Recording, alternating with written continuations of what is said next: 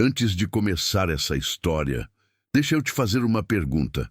Você já teve a sensação de que uma decisão pequena, como parar o carro por alguns segundos, poderia mudar completamente a sua vida? Porque foi exatamente isso que aconteceu comigo. Naquele dia, eu estava voltando pela estrada de terra cansada, pensando na vida, e decidi parar quando vi uma casa velha à beira do caminho.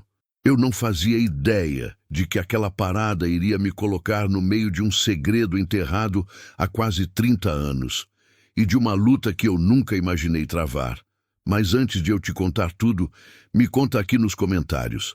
De qual cidade você está ouvindo essa história? E se você gosta de histórias reais, cheias de mistério, emoção e reviravoltas, já se inscreve no canal e ativa o sininho, porque aqui toda semana tem um novo relato que pode mudar a forma como você vê certas coisas da vida. Agora deixa eu te contar como tudo começou. O dia em que encontrei Dona Azira começou igual a todos os outros, sem novidades, sem pressa, sem ninguém. Acordei antes do sol porque o corpo já nem sabe mais dormir depois de certa hora. Fui ao quintal tirar o leite da Morena, a única vaca que me restou depois que vendi o restante do gado para pagar as dívidas do ano passado. Ela me olhou com aqueles olhos grandes e pacientes, como se soubesse que eu também estava acordada antes da hora, sem ter para onde ir. Esquentei o leite no fogão a lenha, comi um pedaço de broa que havia sobrado do dia anterior e fiquei sentada na mesa por mais tempo do que era necessário, segurando a xícara quente entre as mãos só pelo prazer de sentir alguma coisa com temperatura. Meu nome é Helena, tenho 57 anos, sou viúva há quase 8 e moro sozinha numa pequena fazenda no interior do Maranhão, a uns 12 quilômetros do vilarejo de São Benedito dos Gerais, que não é grande coisa.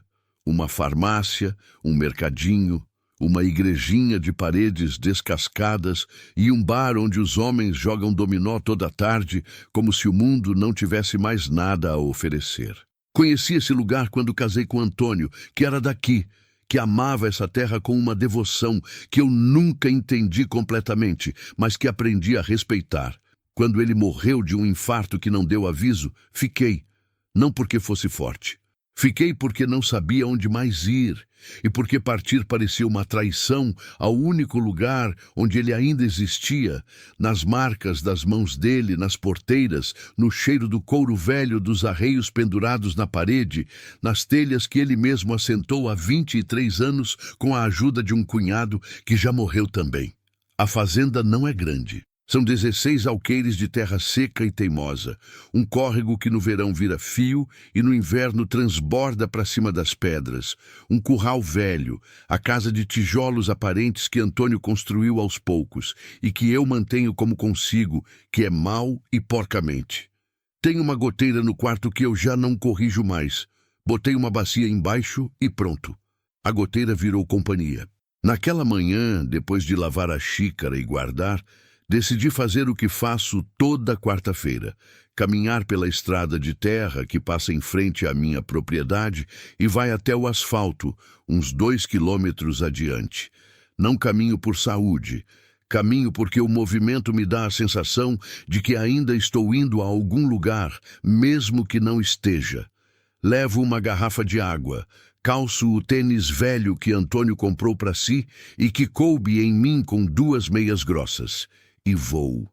O sol do Maranhão, nessa época do ano, em pleno mês de setembro, já está pesado antes das 8 da manhã. A poeira vermelha levanta com qualquer brisa e gruda na pele úmida como farinha. O céu fica daquela cor de cobre desbotado que só existe aqui. E o cheiro da caatinga ressequida mistura com alguma coisa de terra aquecida que eu nunca consegui descrever direito, mas que identifico com os olhos fechados. Cheiro de lugar que sobreviveu a muita seca e ainda está de pé. Fui andando devagar, olhando para o chão como de costume, desviando das pedras maiores que a estrada vai soltando com as chuvas. Foi aí que levantei os olhos e vi. Do lado esquerdo da estrada, uns 300 metros à frente da minha porteira, Havia uma propriedade que eu conhecia de longe, mas nunca havia me aproximado. Uma casa antiga, de tijolos escuros, coberta por um telhado de barro que havia cedido em 2 pontos. As paredes estavam tomadas por um cipó de folha miúda e insistente que subia pelos cantos e entrava pelas janelas sem vidro. O muro baixo da frente estava quase coberto pelo mato, e a porteira de ferro enferrujada estava encostada, não fechada, como se a última pessoa que havia saído por ali não tivesse tido força ou vontade de fechar direito. Eu tinha passado por aquela casa centenas de vezes naqueles 8 anos. Sabia que era de uma família antiga do lugar, que havia ficado sem dono, que ninguém morava lá fazia tempo. Pelo menos era o que eu pensava. Mas naquela manhã havia uma figura sentada na varanda. Parei no meio da estrada sem perceber que havia parado. Era uma mulher muito velha. Estava numa cadeira de balanço de madeira escura, com um xale desbotado nos ombros apesar do calor. Os cabelos brancos estavam presos num coque baixo e frouxo, com mechas soltas descendo pelos lados do rosto. Ela olhava para frente, para nada, para o vazio da estrada, com uma expressão que eu reconheci sem precisar pensar. Era a expressão de quem já esperou por tanta coisa que desistiu de saber o que ainda está esperando. Fiquei parada, olhando por um momento que não sei medir. Havia alguma coisa naquela imagem que me puxava de um jeito que não era curiosidade nem pena. Era reconhecimento. Aquela mulher sentada na varanda daquela casa, que ruía devagar ao redor dela, me parecia um espelho colocado 300 metros à minha frente. Foi quando notei o papel preso no portão de ferro. Me aproximei devagar, como quem não quer assustar. O papel era uma folha tamanho ofício, plastificada com fita adesiva já amarelada, e o sol havia desbotado parte da tinta, mas dava para ler sem dificuldade as palavras em negrito na parte de cima. Aviso de leilão judicial. Imóvel rural. Li mais devagar do que o necessário, porque minha cabeça não queria aceitar o que estava lendo. A propriedade, identificada pelo nome Sítio Boa Esperança, estava listada para leilão em 26 dias, por decisão de uma vara de execuções do município, em razão de abandono comprovado e dívidas de IPTU acumuladas por 7 anos. O valor de avaliação estava lá, num número que parecia absurdo para uma terra assim, mas que eu sabia ser real porque conheço o preço das coisas por aqui. Olhei de volta para a velha na varanda. Ela havia se virado e agora me olhava. O olhar dela não era assustado nem hostil. Era o olhar de quem está tão cansado que já não tem energia nem para desconfiar de estranho. Tinha alguma coisa ali que me impediu de sair. Não foi coragem, não foi bondade calculada. Foi simplesmente que meus pés não me obedeceram quando tentei ir embora. Empurrei a porteira devagar. Ela rangeu com o barulho de coisa que não abre faz tempo. Atravessei o caminho coberto de capim seco até a varanda e parei nos 2 degraus de cimento que estavam rachados no meio, com um fio de planta nascendo no vão. "Bom dia", disse com a voz que fica rouca quando não se fala com ninguém desde a véspera. Ela me olhou por um momento sem responder. Os olhos dela eram escuros e fundos, com aquela clareza estranha que às vezes aparece nos muito velhos, como se a vida toda houvesse se condensado ali dentro. "Bom dia", respondeu por fim. A voz era baixa, um pouco áspera, mas firme. "A senhora perdeu alguma coisa na estrada?" "Não", falei. "Só estava caminhando. Vi o papel no portão." Ela não disse nada. Olhou de volta para frente, pro nada. "A senhora é dona dessa propriedade?" Perguntei, mesmo sabendo que era. "Fui", ela disse. Pausa. "Ainda sou, enquanto não me tirarem."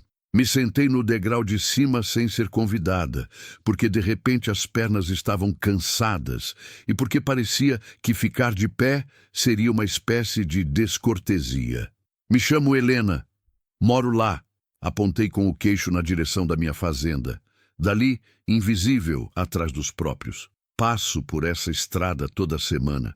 Nunca tinha visto a senhora antes." "Azira", ela disse. "Não costumo sentar aqui fora. Hoje acordei com vontade de ver o dia passar."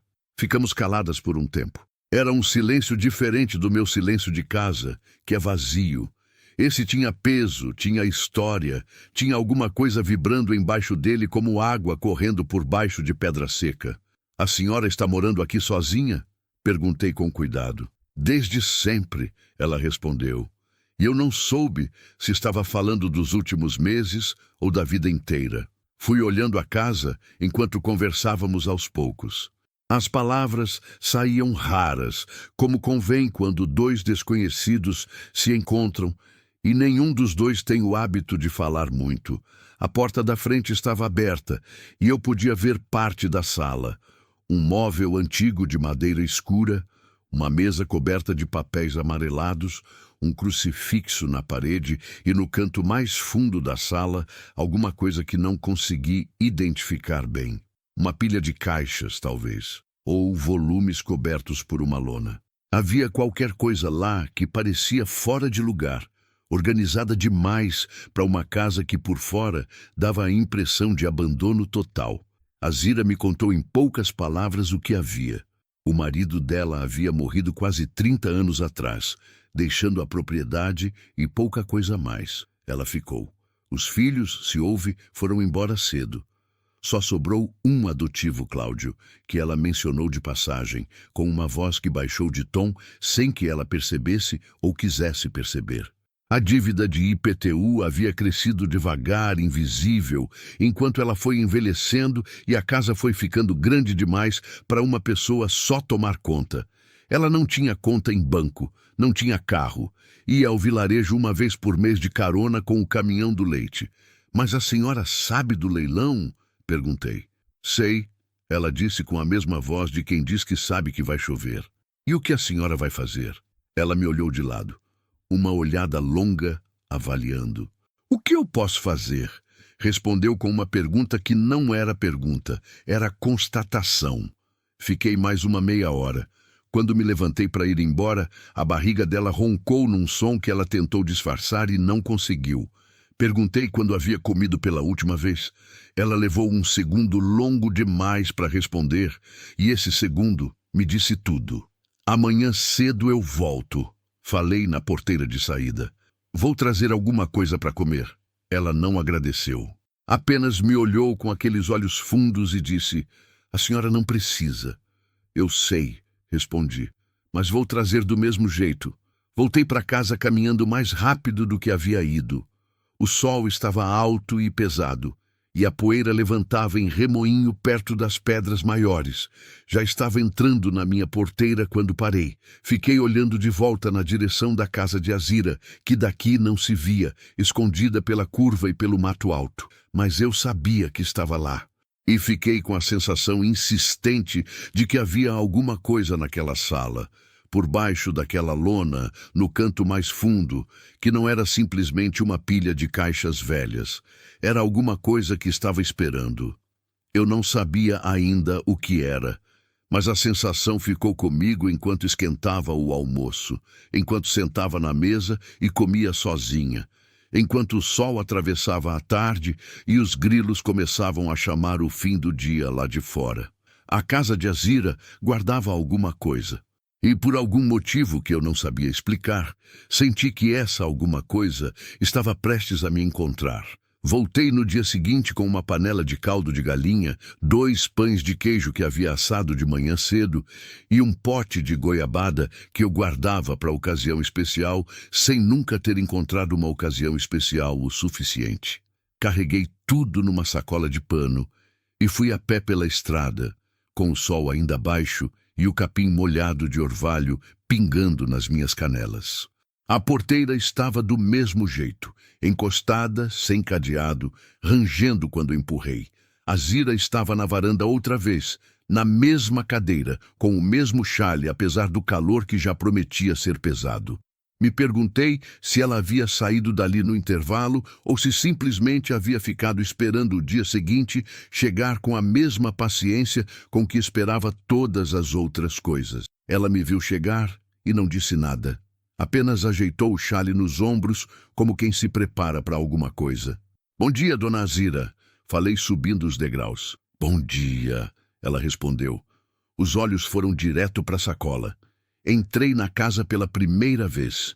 Ela não me convidou com palavras, mas abriu espaço na cadeira, se levantou devagar com o apoio do braço de madeira e caminhou para dentro. Entendi que era para seguir. A sala era maior do que parecia de fora. O teto de madeira estava escurecido pelo tempo e por alguma infiltração antiga que havia deixado manchas em forma de continente na madeira. O chão era de cimento alisado, gasto no centro pelo caminho que os pés haviam feito por décadas entre a porta e a cozinha. O móvel antigo que eu havia visto da varanda era um aparador de cedro com espelho embaçado, cheio de santos de gesso enfileirados com uma organização que parecia sagrada demais para ser coincidência.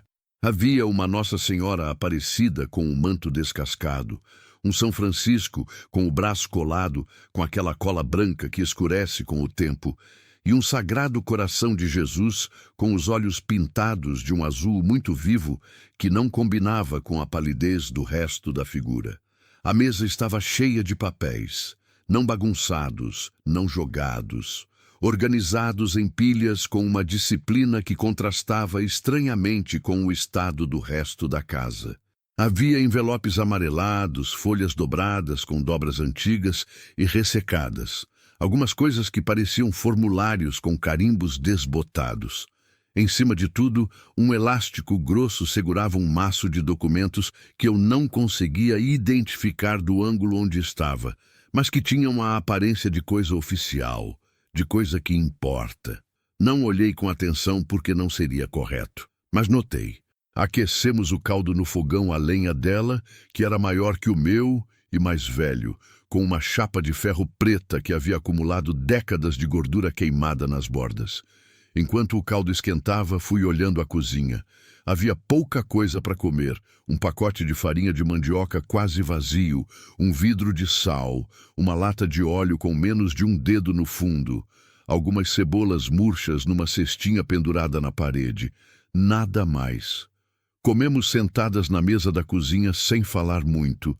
Adzira comeu com uma contenção que me pareceu não ser timidez, mas hábito de quem aprendeu que a comida pode acabar antes da fome. Quando terminou o caldo, limpou a boca com um pano dobrado que servia de guardanapo e ficou olhando para o fundo da xícara por um momento. Seu marido era daqui dos Gerais? Ela perguntou de repente. De São Benedito, respondi. Antônio Ferreira da Costa. A senhora conheceu? Ela pensou por um segundo. O Antônio do Zé Ferreira, filho dele, sim. Conheci de vista, ela disse. Homem bom, diziam. Era, falei. Ficou uma pausa entre nós que não era desconfortável. Era o tipo de pausa que acontece entre pessoas que entendem que certas palavras não precisam ser completadas. Voltei 3 vezes naquela semana. Na segunda visita levei arroz, feijão e um pedaço de carne seca que eu tinha na despensa. Na terceira levei sabão, porque havia notado que as roupas de Adzira estavam limpas, mas com aquele amarelado de quem lava com o que tem, e o que tem já não é o suficiente. Ela aceitou tudo sem cerimônia excessiva e sem o constrangimento de quem acha que está devendo o favor. Aceitava como se fosse natural, como se a vida simplesmente houvesse enviado o que era necessário na hora que era necessária. Nas conversas fui descobrindo aos pedaços. Adzira tinha 78 anos. Havia chegado àquela propriedade quando se casou com Valério, um homem mais velho que ela, filho de uma família que havia recebido aquela terra em tempos muito antigos, antes de qualquer documento formal, antes de qualquer cartório ter chegado por aquelas bandas. Valério havia morrido há 29 anos, deixando Adzira com a terra, a casa, pouquíssimo dinheiro e uma espécie de promessa que ela mencionou uma vez e não quis desenvolver. Que promessa? Perguntei. Ela me olhou de um jeito que eu já estava aprendendo a reconhecer.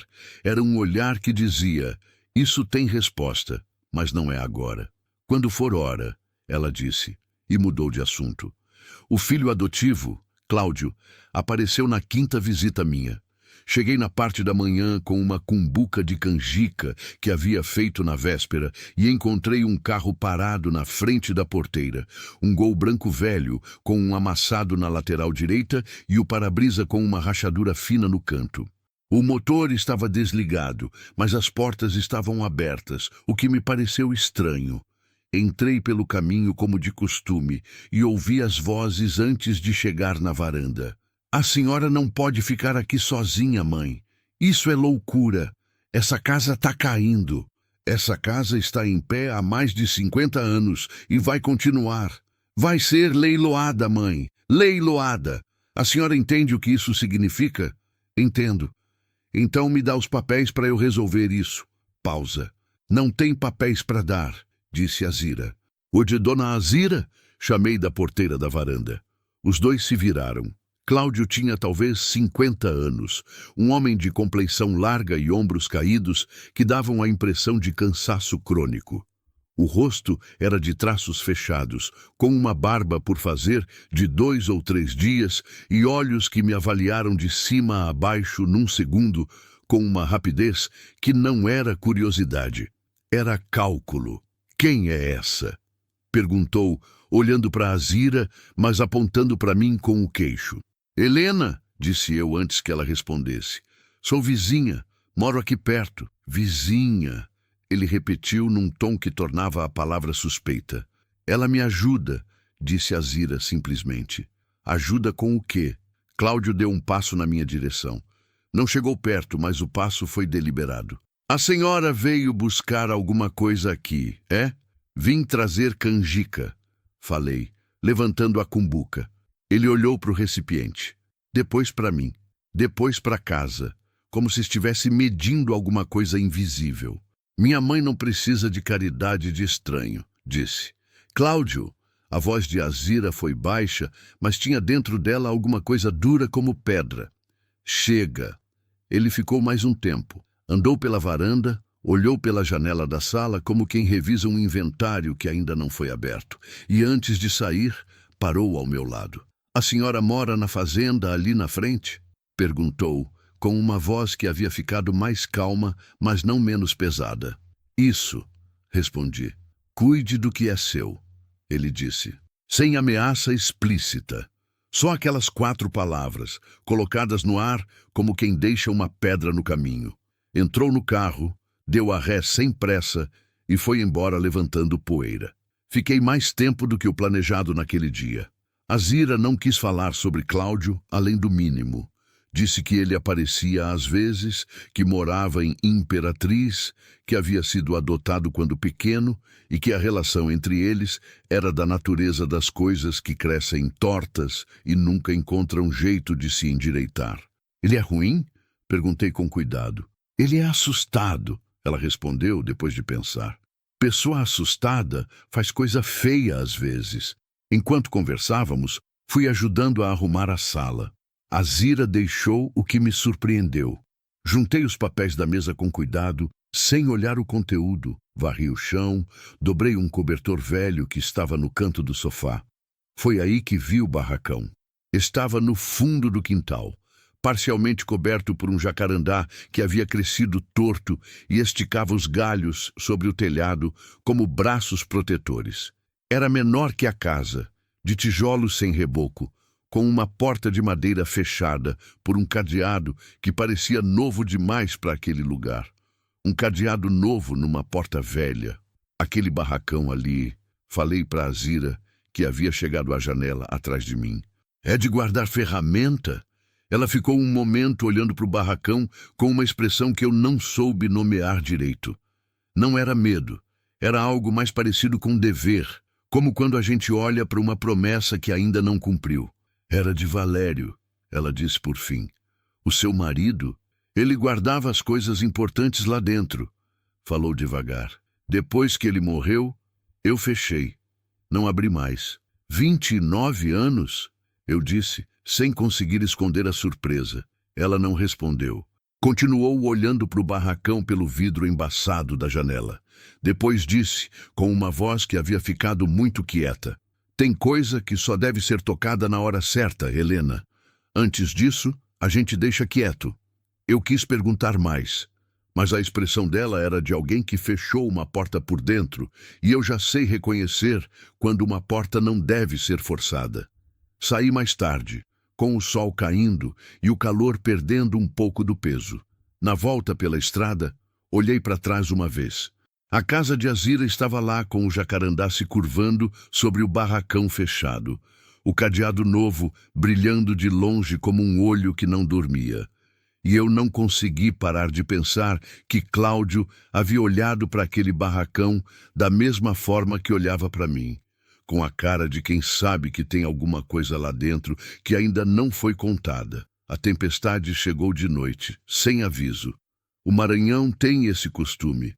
O céu pode estar limpo o dia todo, seco, daquela cor de cobre desbotado que a gente já conhece de cor. E aí o sol se põe e alguma coisa muda no ar que a gente sente na pele antes de ver. A umidade sobe de um jeito diferente. O vento para por completo num silêncio que não é paz, é preparação. E os bichos somem antes que a primeira nuvem apareça no horizonte. O gado deita. Os cachorros procuram debaixo de coisa. Os grilos calam de uma vez. E esse silêncio súbito dos grilos é o aviso mais certo que existe por aqui. Eu estava na cama quando o vento voltou, mas voltou diferente, grosso e quente, empurrando as janelas de madeira com uma insistência que foi crescendo até virar batida. Levantei e fui fechar as 2 janelas do quarto antes que a chuva entrasse. O céu lá fora estava de um roxo carregado que eu nunca tinha visto bem assim, quase marrom nas bordas, e os relâmpagos vinham de longe ainda, mas em sequência, um atrás do outro, sem deixar o escuro se refazer completamente. Pensei em Azira. A casa dela era mais velha que a minha. O telhado havia cedido em 2 pontos que eu mesma havia visto. Se chovesse com força suficiente, a água entraria de um jeito que uma mulher de 78 anos sozinha não teria como conter. E havia o barracão no fundo do quintal, que com a primeira pancada de vento forte eu não daria mais de meia hora de pé. Me vesti sem pensar demais. Bota de borracha, casaco impermeável que havia sido de Antônio e que eu uso até hoje porque é o único que tenho e porque o cheiro dele já foi embora faz anos, restando só o couro gasto e o formato dos ombros que são maiores que os meus. Peguei a lanterna, a sacola com um cobertor dobrado e saí. A estrada estava escura, mas os relâmpagos ajudavam a enxergar em flashes intermitentes que deixavam as sombras mais fundas nos intervalos. A chuva ainda não havia começado de verdade.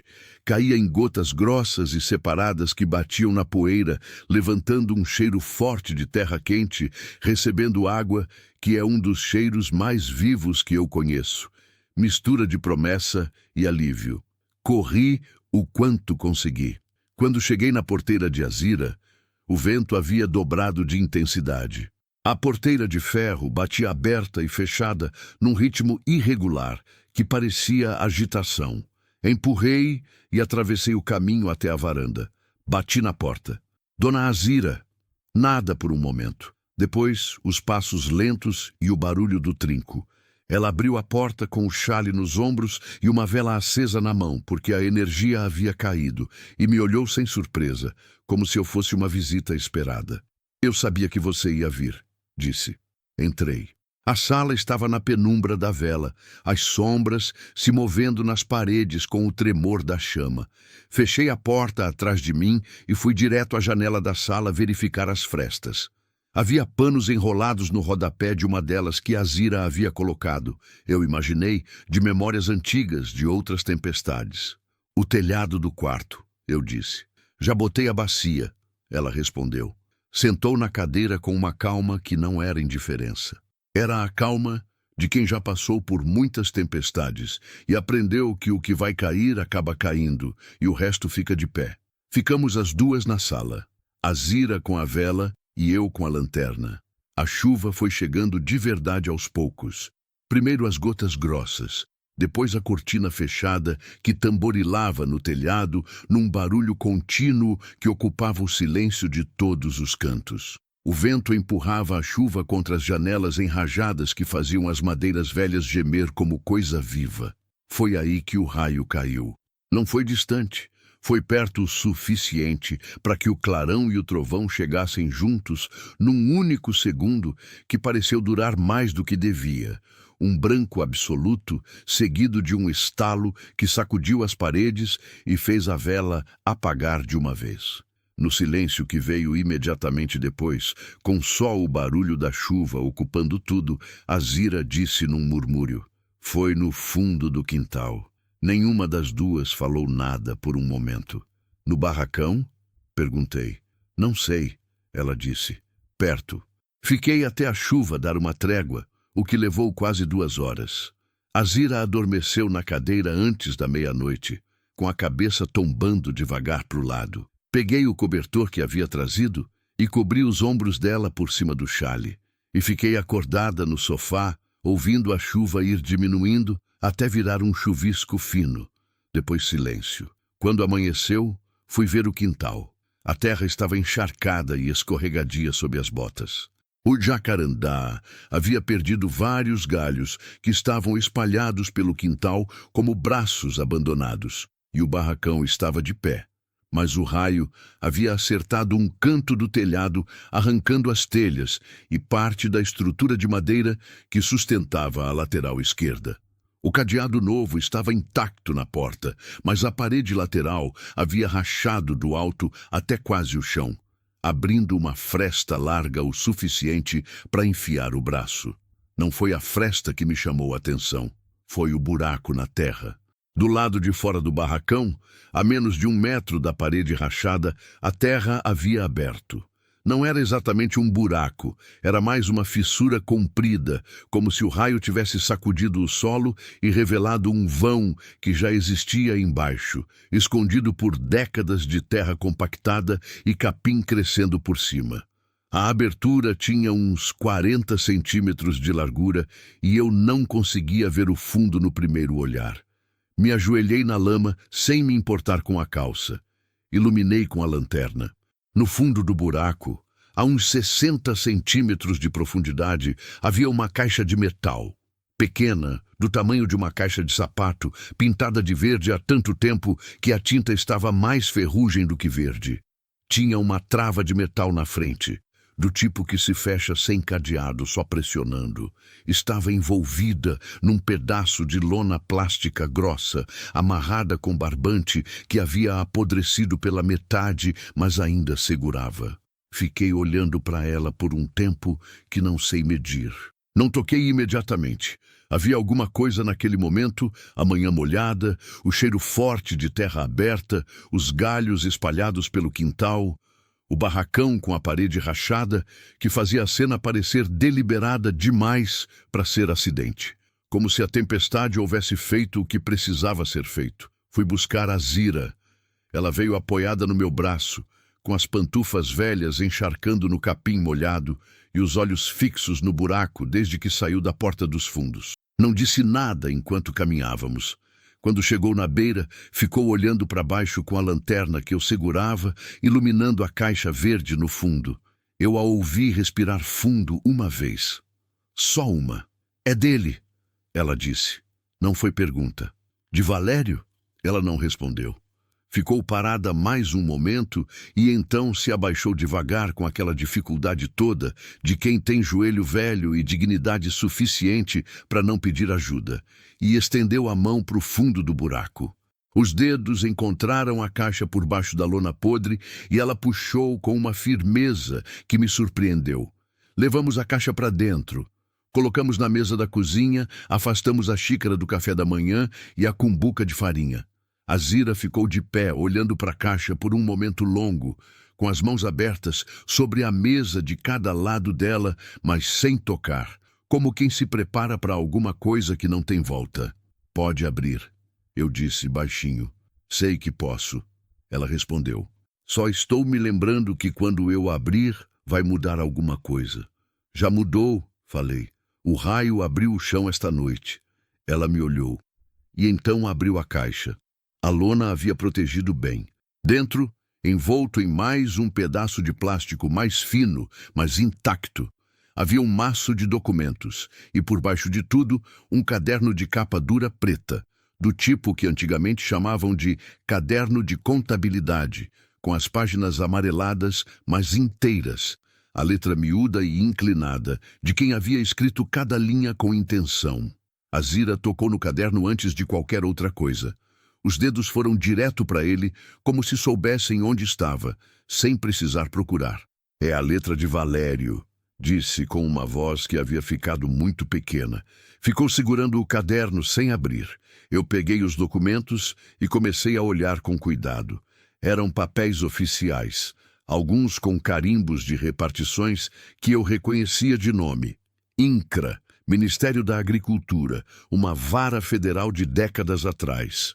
Havia ofícios, intimações, formulários com campos preenchidos à mão numa letra burocrática e impessoal.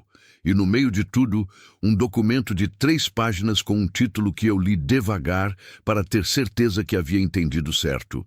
Processo de desapropriação por interesse social.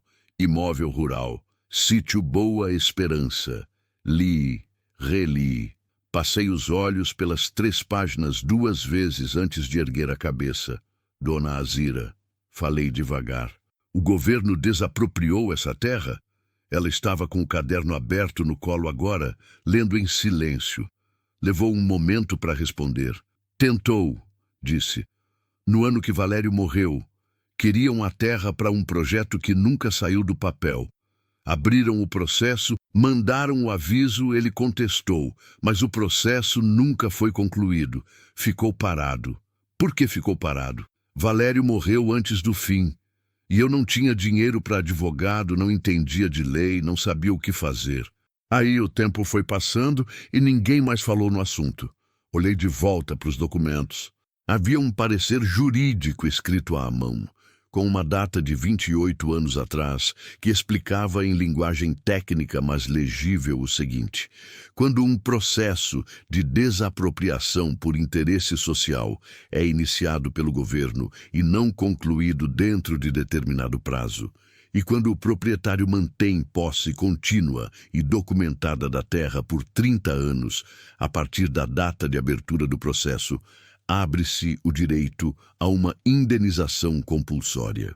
O valor era calculado com base numa tabela federal de compensação por tempo de posse indevida, e o parecer estimava, mesmo em valores daquela época, uma quantia que havia me feito parar de respirar por um segundo quando li. 30 anos, eu disse em voz alta, e minha própria voz me pareceu diferente. É o que Valério escreveu no diário. Disse Azira, olhando para o caderno no colo. Ele sabia. Descobriu antes de morrer. Escreveu que se eu ficasse na terra por 30 anos completos a partir da data do processo, eu teria direito à indenização. Ele escreveu que eu precisava ficar, que não podia vender, não podia sair, não podia deixar ninguém me tirar de lá antes disso. E a data do processo, eu peguei o primeiro documento e procurei o cabeçalho. Encontrei. Li a data em voz alta. Ficamos as 2 em silêncio. Eu fiz a conta de cabeça, depois refiz para ter certeza. Faltam 4 meses, disse. 4 meses e 12 dias. Azira corrigiu, sem olhar para mim. Ela já sabia. Ela havia sabido o ano inteiro, o mês inteiro, cada dia daquele calendário. Valério me pediu que eu contasse. Escrevi numa folha que está na Bíblia, no quarto. Contei todo o ano desde que ele morreu. Olhei para a mesa, para os documentos espalhados, para a caixa verde com a ferrugem, para o caderno de capa preta aberto no colo de uma mulher de 78 anos que havia passado quase 30 anos sozinha naquela casa, esperando sem ter certeza de que a espera valia alguma coisa. E o leilão, eu disse. A palavra caiu pesada. Em 20 e poucos dias, ela disse. Se a casa for a leilão, eu perco a posse. Sem posse, não tem indenização. Valério esperou a vida toda. Eu esperei quase 30 anos. E agora faltam 4 meses.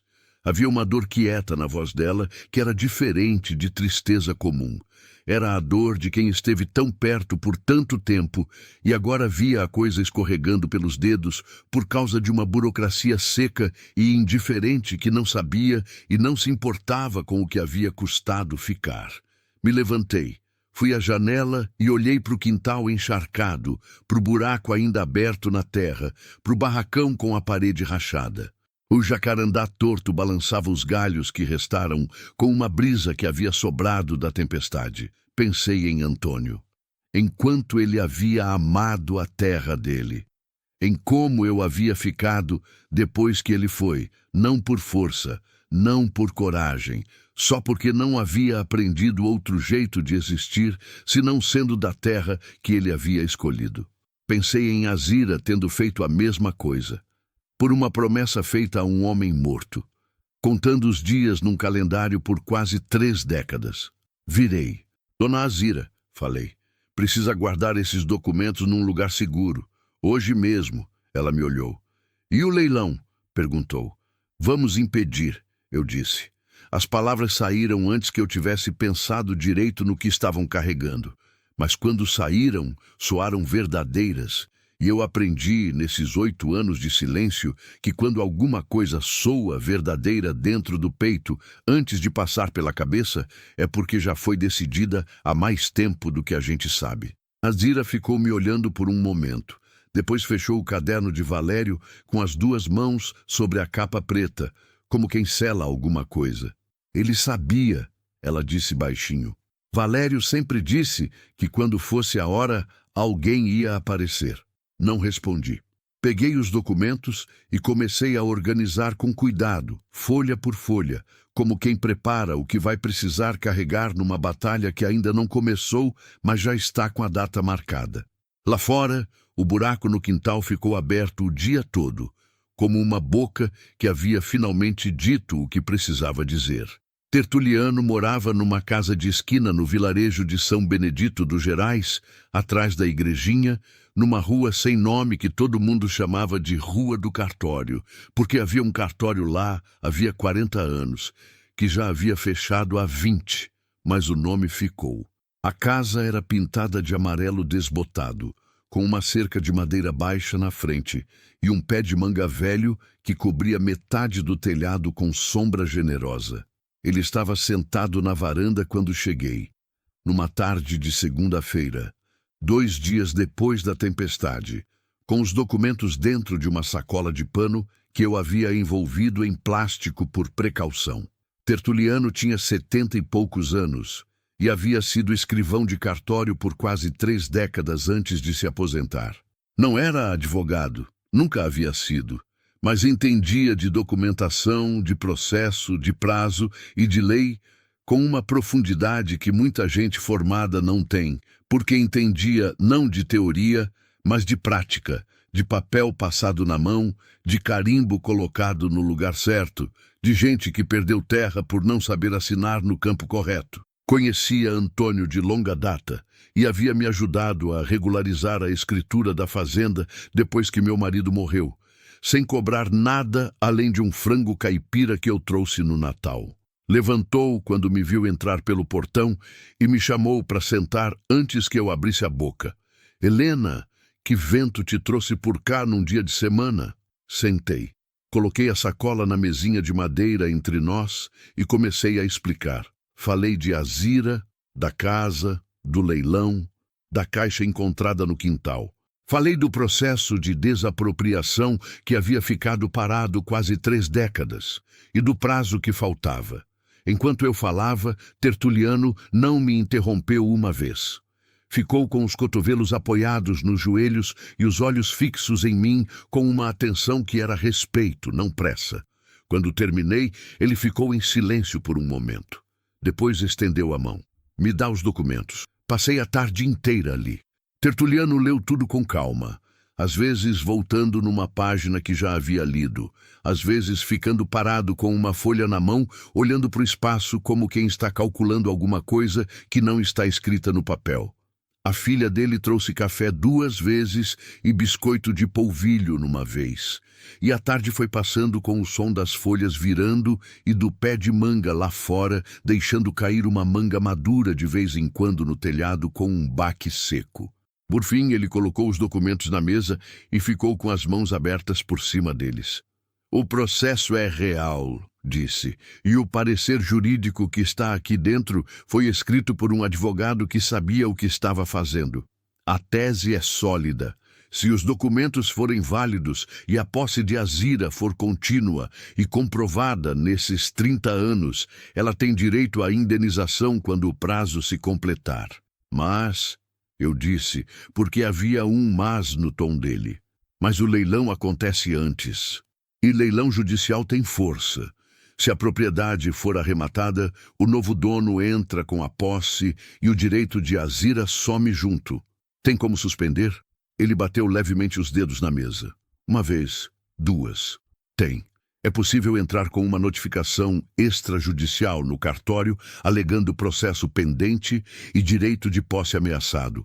Isso não suspende automaticamente, mas cria um obstáculo legal que o juiz precisa analisar antes de confirmar o leilão.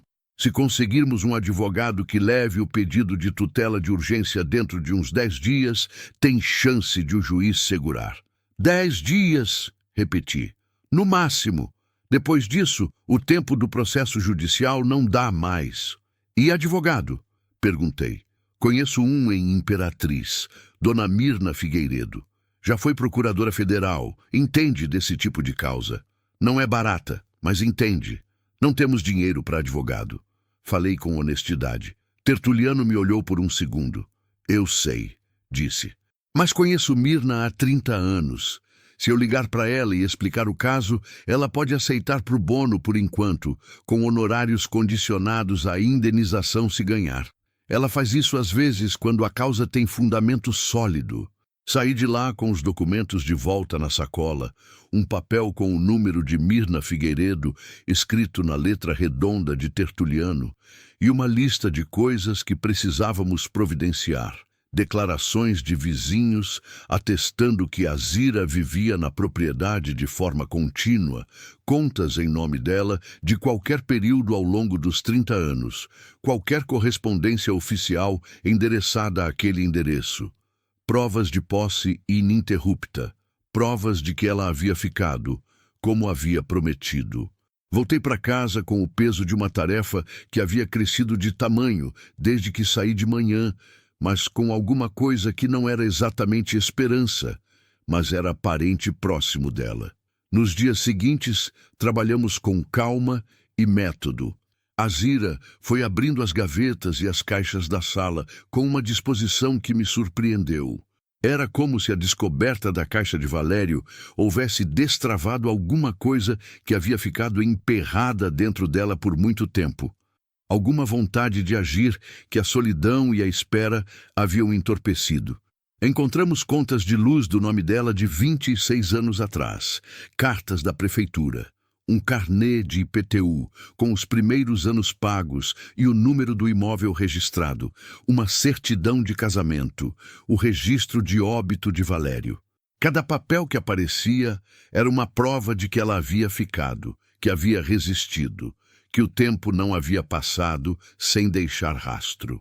Tertuliano veio até a casa de Azira numa tarde, a pedido meu, e ficou mais de 2 horas organizando tudo com aquela competência tranquila de quem passou a vida inteira mexendo com papel. Ligou para Dona Mirna na presença das duas, explicou o caso em detalhe, e eu ouvi pela metade da conversa que consigo captar a voz grave da advogada do outro lado, concordando em termos que eu interpretei como positivos. Quando Tertuliano desligou, olhou para Azira.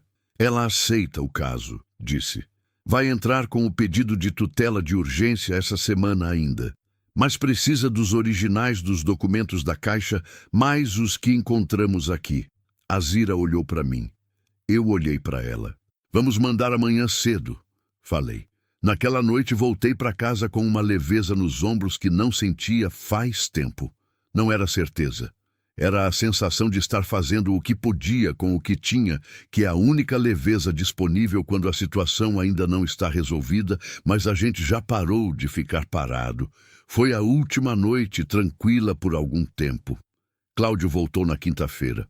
Não vi o carro na estrada dessa vez porque estava no quintal de Azira, ajudando a tapar com lona o buraco que o raio havia aberto, provisoriamente, até conseguirmos aterrar de verdade. Ouvi a porteira rangendo e o som dos passos no caminho. E quando me levantei, ele já estava parado na borda do quintal, olhando para o buraco, olhando para a lona, olhando para mim. O rosto dele estava diferente da última vez, mais fechado. Os olhos com aquela atenção miúda e calculada de quem chegou com uma pergunta já formada e só está esperando a resposta confirmar o que já decidiu acreditar. "O que aconteceu aqui?" ele disse, apontando para o buraco. "Raio", respondi, "na tempestade. E a terra está revirada. O raio abre o chão às vezes. A senhora vai bem, dona Azira?" Eu disse em voz alta, redirecionando, porque Azira havia aparecido na porta dos fundos. Ela me olhou. "Entendeu. Vou bem", disse ela. Cláudio virou para a mãe com uma impaciência que ele nem tentou disfarçar. "Preciso falar com a senhora, sozinha. Pode falar na frente de Helena." "Mãe, pode falar", ela repetiu com aquela pedra na voz que eu já conhecia. Ele respirou fundo. Veio mais para perto, e eu percebi que havia feito isso de propósito, reduzir a distância para criar uma pressão física que substituísse o argumento que não tinha. "Tem gente me dizendo que existe coisa de valor nessa propriedade", disse mais baixo, mas não baixo o suficiente para eu não ouvir. "Documentos, coisa que o velho deixou." Azira não piscou. "Quem te disse isso?" "Não importa quem disse." "É verdade? Seu pai deixou muita coisa", ela respondeu. "A maioria é lembrança." "Não estou falando de lembrança." A voz dele endureceu. "Estou falando de papel, de valor legal. Alguém está te enrolando, mãe." Olhou para mim quando disse isso. "Alguém apareceu do nada aqui com história de ajudar e agora está vasculhando a propriedade." "Eu não vasculhei nada", disse com calma. "Eu não estava falando com você." "Mas respondeu para mim." Falei, porque a acusação era para mim. Ele me olhou com uma frieza que era mais perigosa do que raiva aberta. "A senhora mora na fazenda ali na frente", ele disse devagar. "Terra pequena, dívida no banco, sem herdeiro. Sei tudo sobre a senhora, dona Helena." Perguntei no vilarejo. O estômago virou, mas não deixei aparecer no rosto. "Então sabe que sou vizinha e que vim ajudar uma pessoa que precisava", respondi. "Sei que a senhora apareceu na hora certa", ele disse. "E que desde que apareceu, minha mãe parou de atender meu telefone. Porque você não liga para perguntar como eu estou", disse Azira, com uma secura que cortou o ar. "Liga para perguntar o que eu tenho." Silêncio. Cláudio olhou para a mãe por um momento com uma expressão que eu não soube classificar direito. Havia raiva ali, sim, mas havia também alguma coisa mais antiga, mais enroscada, do tipo que não nasce em um dia e não se resolve em uma conversa de quintal. Virou e foi embora sem se despedir, mas não foi o fim. 2 dias depois, quando passei pela estrada de manhã cedo, havia um carro estacionado do outro lado da estrada, um pouco antes da porteira de Azira. Não era o Gol branco de Cláudio. Era um saveiro escuro, com 2 homens dentro que me olharam quando passei e não desviaram o olhar. Não eram do vilarejo. Não reconheci os rostos. Fui até Azira e contei. Ela ouviu sem se mexer na cadeira. "Ele mandou", ela disse. Não foi pergunta. "Provavelmente", concordei. "Para quê?" "Para ver se tem movimento. Se alguém vai e vem. Se a propriedade tem atividade." Fiz uma pausa. "Ou para nos intimidar." "Já tentou isso antes", ela disse. 2 anos atrás. Mandou um rapaz aqui dizer que havia um comprador interessado na propriedade e que eu devia assinar uma procuração para ele negociar. Eu mandei embora. A senhora não me contou isso." "Não tinha contado ainda muita coisa", ela disse simplesmente. Naquela tarde, enquanto eu estava na cozinha de Azira aquecendo sopa, ouvi um barulho no fundo do quintal. Fui à janela. Os 2 homens da Saveiro estavam do lado de fora da cerca dos fundos, olhando para o barracão rachado, olhando para o buraco tapado com lona. Um deles fotografou com o celular. Saí pela porta dos fundos antes de pensar. "Pode ajudar?" Chamei com uma voz que tentou ser firme e conseguiu. Eles me olharam. O mais alto disse alguma coisa para o outro em voz baixa. Depois virou para mim. "Passando só", disse. A propriedade tem cerca e porteira, respondi. Passando, fica para fora da cerca. Eles foram, mas devagar, sem pressa, do jeito de quem quer que você saiba que não estão com medo. Naquela noite, não consegui dormir. Fiquei na cama ouvindo os grilos lá fora e pensando em Azira sozinha naquela casa, numa terra que havia guardado um segredo por quase 30 anos, há 4 meses do prazo que mudaria tudo, com um filho que farejava o valor sem saber o que era, mas sabia que existia. Levantei antes do amanhecer e fui até o celular. Mandei mensagem para Tertuliano. Cláudio sabe que tem alguma coisa, ou está desconfiando forte. Mandou homens rondar a casa hoje. Precisa acelerar com a dona Mirna. Não temos mais a margem que pensávamos. A resposta veio menos de 10 minutos depois, o que me disse que ele também não estava dormindo. Mirna já protocolou o pedido de tutela hoje à tarde. Mas, Helena, você precisa saber de uma coisa antes do capítulo seguinte dessa história. Escrevi o que é. Ele demorou um pouco mais dessa vez. Quando respondeu, li a mensagem 3 vezes antes de entender completamente o que ela significava. Se a tutela for aceita e o processo de indenização seguir, Cláudio tem direito à parte do valor como herdeiro de Azira, mesmo que seja ele causando todos esses problemas. Mesmo que seja ele que está tentando destruir tudo. A lei não separa o herdeiro do comportamento dele. Você vai precisar decidir se ainda quer continuar sabendo disso. Deixei o celular na mesa e fui até a janela. O céu do Maranhão antes do amanhecer tem uma escuridão que não é completa. Há sempre um azul muito fundo no horizonte que vai clareando devagar, como se a luz estivesse chegando de longe, de muito longe, caminhando com paciência por um campo enorme antes de alcançar onde você está. Fiquei olhando para esse azul por um tempo, e então pensei em Azira contando os dias num papel guardado na Bíblia por quase 30 anos. Pensei em Valério escrevendo num caderno de capa preta antes de morrer, acreditando que alguém ficaria, que alguém esperaria, que no fim o tempo faria justiça. Não era sobre o dinheiro. Nunca havia sido, nem para elas duas. Era sobre uma promessa que não podia ser apagada só porque a pessoa que a havia recebido era imperfeita, amargurada e assustada da vida. Voltei para o celular e escrevi para Tertuliano. Continuo. Me diz o que preciso fazer. Nos últimos dias antes do leilão, aprendi que existe um tipo de cansaço que não vem do corpo. Vem de ficar de guarda, de dormir com um ouvido sempre aberto, de checar a porteira 2 vezes antes de deitar, de carregar na cabeça uma lista de coisas que não podem falhar e saber que qualquer uma delas pode falhar a qualquer momento por razões que estão fora do seu controle. É o cansaço de quem está protegendo alguma coisa que não é só dela, e por isso não pode se dar ao luxo de parar.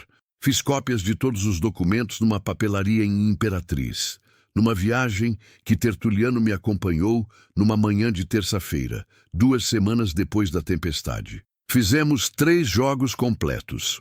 Um ficou com a dona Mirna, um eu guardei na minha fazenda dentro de uma lata de biscoito fechada com fita adesiva no fundo do guarda-roupa, e o original voltou para Azira, não mais numa caixa enterrada no quintal, mas dentro de um envelope pardo lacrado que ela guardou debaixo do colchão, com uma naturalidade de quem esconde coisa importante faz tanto tempo que já virou hábito do corpo. O caderno de Valério ficou com ela. Esse eu não tentei copiar nem sugerir que saísse das mãos dela. Havia coisas escritas ali que eram dela, só dela, palavras de um homem morto para uma mulher que havia cumprido o que prometeu. E papel nenhum de cartório precisava tocar nisso. Dona Mirna ligou numa 4ª à tarde, com a voz direta e econômica de quem cobra por palavra mesmo quando não está cobrando. O juiz analisou o pedido de tutela, disse. Concedeu a suspensão provisória do leilão por 30 dias, com base na existência de processo pendente não concluído e direito de posse em avaliação. Não é vitória ainda. É tempo. Quanto tempo precisamos? Perguntei. O prazo dos 30 anos se completa em 72 dias. Se conseguirmos manter a suspensão até lá e protocolar o pedido de reconhecimento de direito à indenização no dia exato, o processo entra com força. Vai levar meses para a decisão final, talvez anos, mas o direito estará protegido. E o leilão não pode ser retomado enquanto o processo estiver em curso? Não pode. Não legalmente. Pausa curta. O problema, Helena, é que nem tudo que não pode ser feito legalmente deixa de ser tentado. Entendi o que ela estava dizendo sem que ela precisasse terminar. Cláudio descobriu da suspensão do leilão numa sexta-feira. Eu soube porque ele apareceu na minha fazenda, não na de Azira, na minha. Estava no curral quando ouvi o carro na estrada e o barulho da minha porteira abrindo sem que ninguém tivesse batido. Saí do curral com a enxada ainda na mão. Não por ameaça, estava capinando o acesso, mas não me ocorreu largar. Ele veio caminhando pelo meu terreiro com aquele jeito de ombros caídos que eu já sabia ser enganoso. Não era fraqueza.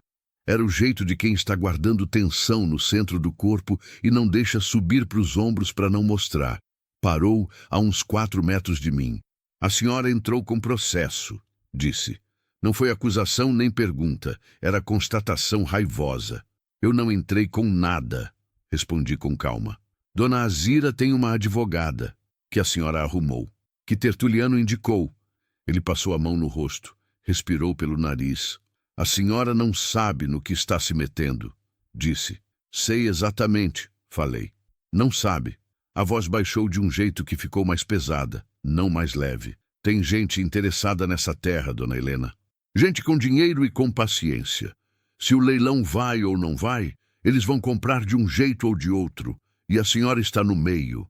Essa terra não está à venda, disse. Toda terra tem preço. Essa não. Ele me olhou por um momento com aqueles olhos que calculavam e mediam e pesavam, e eu fiquei quieta e parada, porque aprendi que quando alguém tenta te intimidar, o pior que você pode fazer é recuar um passo, mesmo que seja só um. A senhora tem uma fazenda pequena com dívida no banco, ele disse devagar. Eu sei o número da dívida, sei o nome do banco, conheço gente lá dentro. Pausa. Seria uma pena se o banco resolvesse acelerar o vencimento.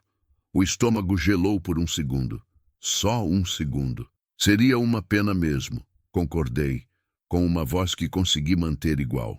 Mas ameaça é crime, seu Cláudio. E essa conversa eu vou lembrar bem. Ele ficou mais um momento. Depois virou e foi embora. Fiquei parada no meu terreiro até o carro sumir na curva da estrada. Então larguei a enxada no chão e sentei no degrau do curral com as mãos entre os joelhos, deixando o coração bater tudo o que precisava bater antes de me levantar de novo. Pensei em Antônio. Pensei em como ele teria ficado furioso. Furioso e orgulhoso ao mesmo tempo, que era o jeito dele quando eu fazia alguma coisa que ele considerava corajoso, mas arriscado. Me levantei, peguei a enxada, fui ligar para Tertuliano. Os dias seguintes foram de uma tensão diferente, não de confronto aberto, mas de presença constante, como o cheiro de chuva que fica no ar por horas antes de a chuva chegar de verdade. Os homens da Saveiro apareceram mais 2 vezes na estrada. Uma vez, encontrei marcas de pé no quintal de Azira, do lado de fora da cerca dos fundos, perto do barracão rachado, que alguém havia tentado entrar pela fresta da parede rachada, mas não havia conseguido, porque eu havia pregado tábuas por dentro numa tarde em que Azira dormia e eu precisava fazer alguma coisa com as mãos para não ficar pensando. Cláudio entrou com um pedido no mesmo cartório, alegando que Azira não tinha capacidade de administrar seus bens, pedindo uma interdição cautelar. Mirna respondeu em 48 horas, com um laudo médico que Azira havia feito anos atrás, atestando lucidez plena, e com um depoimento escrito da própria Azira que Mirna havia gravado em vídeo, onde a velha falava com uma clareza e uma precisão de datas e fatos que qualquer juiz reconheceria como a mente afiada de quem viveu muito e esqueceu pouco. O pedido de interdição foi negado. Mas havia um problema que cresceu silenciosamente enquanto lidávamos com os outros. O cartório que guardava o registro original da propriedade havia passado por uma enchente 5 anos atrás, e parte dos registros mais antigos havia sido danificada. O documento de posse original da família de Valério, que precisávamos para sustentar a continuidade do direito, estava num microfilme que o cartório ainda não havia conseguido digitalizar por falta de equipamento. Sem esse documento, havia uma lacuna no histórico que Cláudio poderia usar para questionar a legitimidade do processo. Mirna nos ligou com essa notícia numa tarde de céu limpo que parecia uma ironia do tempo. Precisamos do microfilme lido e autenticado antes do prazo, disse. O cartório tem o equipamento emprestado de outro município, mas vai demorar entre 2 e 3 semanas. Temos pouco mais que isso, eu disse. Eu sei, estou pressionando, mas tem outra coisa que pode nos ajudar. Pausa. Existe alguém no vilarejo que se lembre da época da desapropriação? Testemunho oral, registrado em cartório, tem peso quando o documento físico está danificado. Pensei imediatamente em Tertuliano, mas Tertuliano havia chegado ao vilarejo depois. Pensei nas pessoas mais velhas que eu conhecia. E então lembrei de uma coisa que Azira havia dito semanas atrás, de passagem, sobre uma vizinha antiga que havia presenciado os homens do governo chegarem na propriedade para entregar o aviso de desapropriação. Dona Azira, eu disse naquela noite, sentada na cozinha dela. Você mencionou uma vez uma mulher que morava aqui perto na época, que viu os homens chegarem. Ela pensou, a cabeça inclinando levemente para o lado, como sempre fazia quando buscava a memória antiga. Generosa, disse. Generosa Pereira. Morava no sítio do outro lado do córrego. Deve ter uns 80 e poucos anos agora. Ainda mora lá? Não sei. Faz tempo que não ouço falar. Fui no dia seguinte. Generosa Pereira morava sim, ainda no mesmo sítio, com uma neta e 2 bisnetos, numa casa que havia crescido aos pedaços ao redor da original. Tinha 83 anos, usava óculos com lente grossa e se movia devagar. Mas quando eu mencionei o nome de Azira e da propriedade, os olhos dela se acenderam com uma memória que o tempo não havia conseguido apagar, porque era daquelas memórias que ficam porque foram importantes quando aconteceram. Lembrava dos homens do governo chegando numa caminhonete. Lembrava de Valério saindo para receber o papel na porteira com a camisa abotoada até em cima como usava quando tinha visita. Lembrava de Azira parada na varanda, olhando de longe. Lembrava porque havia corrido para contar para a família, e naquela noite o assunto havia sido a conversa do jantar. Levei Tertuliano no dia seguinte. Ele colheu o depoimento com a paciência e o método de décadas, fazendo as perguntas certas, registrando cada detalhe que Generosa conseguia precisar, e na tarde daquele mesmo dia levou o documento ao cartório do vilarejo para autenticação. Quando saímos do cartório, Tertuliano dobrou o recibo com cuidado e guardou no bolso do paletó velho que ele usava em toda ocasião que considerava séria. Isso fecha a lacuna, disse simplesmente. Faltavam 9 dias para o prazo dos 30 anos, quando Cláudio apareceu na propriedade de Azira pela última vez. Eu estava lá. Por acaso ou não, já não sei mais separar essas coisas. Era uma tarde de sábado, o sol ainda alto, mas já perdendo aquele branco duro do meio do dia, o calor transformado numa quentura mais pesada e parada que precede o fim da tarde no Maranhão. Estávamos as 2 na varanda, Azira na cadeira de balanço e eu numa cadeira que eu havia trazido da minha casa semanas atrás e que havia simplesmente ficado ali, como iam ficando outras coisas minhas aos poucos, sem que nenhuma de nós comentasse. O carro de Cláudio não veio sozinho dessa vez. Veio com a Saveiro escura atrás. Quando os 3 homens desceram dos 2 carros, fiquei de pé antes de pensar. Azira ficou sentada, mas se endireitou na cadeira, com aquela coluna que não dobrava, quando o momento pedia firmeza. Cláudio veio até a varanda. Os outros dois ficaram no caminho, que era pior do que se tivessem chegado junto, porque era uma disposição de quem bloqueou a saída. Vim buscar os documentos, disse Cláudio, sem preâmbulo, sem fingimento de visita. Anne, minha mãe vai assinar uma procuração hoje, me autorizando a representá-la. E eu vou resolver essa situação do jeito que devia ter sido resolvido desde o começo. Não vou assinar nada, disse Azira. Mãe, a voz dele tinha uma exaustão que era real. Você não entende o tamanho do que está em jogo. Entendo melhor que você, ela respondeu. Entendo faz 30 anos. Ele virou para mim. A senhora vai sair dessa propriedade agora, disse. O que acontece entre mim e minha mãe não é da conta da senhora. Quando você traz 2 homens junto, vira, falei. Helena, a voz dele ficou perigosamente baixa. A senhora foi avisada. Fui. E liguei para a delegacia de Imperatriz naquela mesma noite e registrei o que você disse sobre minha dívida no banco. Registro de ocorrência, número de protocolo, tudo. Tirei o celular do bolso e mostrei a tela com o número do protocolo que havia fotografado. Não cheguei perto dele. Só mostrei de onde estava. Tentativa de coação. Isso tem nome na lei. Silêncio. Um dos homens no caminho deu um meio passo. O outro ficou parado. Azira se levantou da cadeira de balanço devagar, com as 2 mãos no apoio. E ficou de pé com aquela altura toda que ela tinha, que não era muita em centímetros, mas era muito em outra coisa. Cláudio, ela disse, e a voz dela estava diferente. Não tinha mais a pedra de antes, nem a secura, nem a distância. Estava com alguma coisa dentro que parecia dor velha vindo à superfície. Você sabe que eu te quero. Você sabe que te criei como se fosse meu sangue, mas o que Valério deixou não é meu para dar e não é seu para tomar. É de uma promessa, e promessa não se negocia. Ele ficou olhando para a mãe por um momento longo, e eu vi, naquele momento, o que Azira havia me dito semanas atrás sobre ele, que era assustado.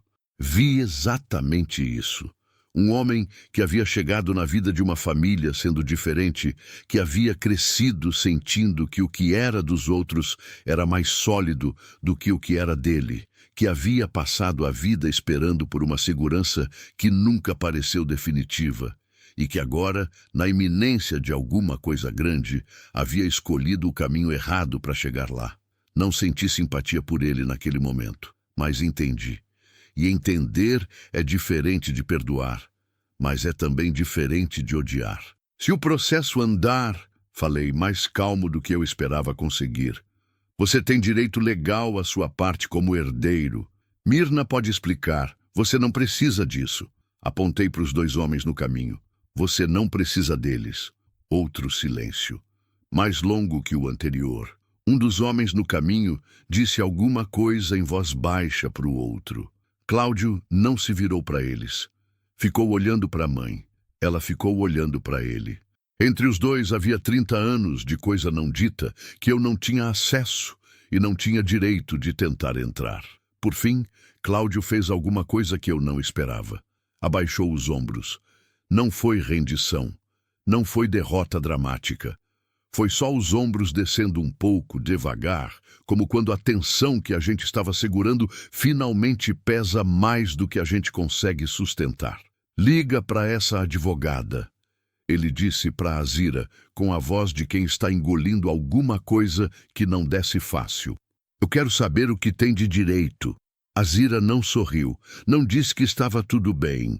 Apenas assentiu uma vez, com a dignidade quieta de quem esperou muito tempo por um gesto que não precisava ser grande para ser suficiente. Cláudio voltou para o carro. Os outros 2 foram atrás. A Saveiro saiu primeiro, o Gol Branco depois, devagar, sem aquela pressa raivosa das vezes anteriores. Ficamos as 2 na varanda até os carros sumirem na estrada. O prazo dos 30 anos se completou numa terça-feira de manhã. Não teve festa, não teve discurso. Tinha sido combinado com Mirna que protocolaríamos o pedido de reconhecimento de direito à indenização naquele dia. E ela fez isso da cidade dela com os documentos que tinham ficado com ela, nos avisando por mensagem quando o protocolo foi confirmado. Eu estava na fazenda de Azira quando a mensagem chegou. Sentadas na cozinha tomando café, como havíamos feito tantas vezes naqueles meses. Mostrei o celular para ela sem dizer nada. Ela leu. Leu de novo. Colocou o celular na mesa e ficou com as mãos em volta da xícara, olhando para o ladrilho da cozinha que tinha um padrão de flores azuis desbotadas que o tempo havia tornado quase invisíveis, mas que ainda estavam lá se a gente olhasse com atenção. Valério, ela disse baixinho. Não para mim. Só disse o nome. Para dentro. Para o lugar onde a gente fala com quem não está mais. Fiquei quieta. Há momentos que a gente não entra. Apenas fica perto. Nos meses seguintes a vida foi voltando, mas voltando diferente, que é o único jeito que ela volta quando alguma coisa de verdade aconteceu. O processo legal andou com aquela lentidão de rio largo, que vai e parece que não chega, mas um dia você olha para o lado e já está num lugar completamente diferente de onde estava. Mirna nos mantinha informadas em ligações curtas e objetivas que Azira ouvia, sentada na varanda. E eu ouvia em pé na cozinha, segurando o telefone com as duas mãos. Cláudio apareceu uma vez mais, sozinho dessa vez, sem carro de segurança, numa tarde de chuva fina. Tomou café com a mãe. Ficou pouco mais de 1 hora. Eu não estava lá, mas Azira me contou depois com poucas palavras. Ele havia pedido o contato de Mirna. Ela havia dado. Não era reconciliação. Era um começo possível, que é diferente, mas também é alguma coisa. O barracão do fundo foi desmontado por segurança, porque a rachadura havia comprometido a estrutura, e no lugar ficou um terreno aberto que pegava sol o dia inteiro. Azira disse que queria plantar alguma coisa ali. Não decidiu o que ainda. Disse que ia pensar. Tertuliano veio jantar na fazenda de Azira numa sexta-feira. E eu trouxe um frango caipira que havia preparado desde cedo. E comemos os três na mesa da cozinha, com o vento da noite entrando pela janela aberta, e os grilos fazendo aquele barulho de sempre que eu havia aprendido a ouvir como companhia em vez de solidão. Quando voltei para minha fazenda naquela noite, já era tarde. O céu estava cheio de estrelas daquele jeito, que só aparece longe da cidade, quando não tem luz nenhuma disputando com elas, e cada uma parece mais perto do que devia. Parei no meu terreiro antes de entrar. Fiquei olhando para o céu por um tempo sem contar. Pensei que havia 8 anos que eu não olhava para o céu de noite, sem que o peso de Antônio vindo junto tornasse tudo mais difícil do que bonito. Não que a saudade tivesse ido embora. Saudade de quem a gente amou de verdade não vai embora. Aprendi isso do jeito mais lento que existe. Mas havia alguma coisa diferente naquela noite. A saudade estava lá, mas havia outras coisas junto com ela. Coisas que eu havia esquecido que cabiam no mesmo espaço. Entrei em casa, fui até o quarto, pus a bacia debaixo da goteira que o teto ainda tinha e deitei. E pela primeira vez em muito tempo, dormi antes de ouvir os grilos pararem. Numa manhã de outubro, 3 semanas depois de tudo aquilo, fui até a casa de Azira mais cedo que o costume. Tinha uma muda de jasmim que havia tirado do meu quintal, enraizada num copo d'água faz dias, e que eu havia decidido plantar no espaço aberto onde havia ficado o barracão. Não perguntei se ela queria, sabia que queria. Chegando, encontrei Azira na varanda, na cadeira de balanço, com o chale apesar do calor, como sempre. Mas havia alguma coisa diferente naquela manhã que eu percebi antes de conseguir nomear. Era o caderno de capa preta de Valério estava no colo dela, fechado, com as 2 mãos por cima, como nas primeiras vezes que eu havia visto ela segurá-lo. Mas o rosto não estava com aquela expressão de peso que o caderno trazia antes. Estava com uma expressão mais quieta, mais leve, como quem cumpriu o que tinha para cumprir, e agora pode só existir. Subi os degraus e me sentei na cadeira que já era minha naquela varanda. Pus a muda de jasmim no chão ao lado. "O que é isso?" ela perguntou, olhando para a planta. "Jasmim, para o terreno lá do fundo." Ela olhou para a planta por um momento. Vai cheirar a noite toda, disse. Vai, concordei. Ficamos em silêncio. O silêncio bom, do tipo que não precisa ser preenchido porque já está cheio. O sol estava subindo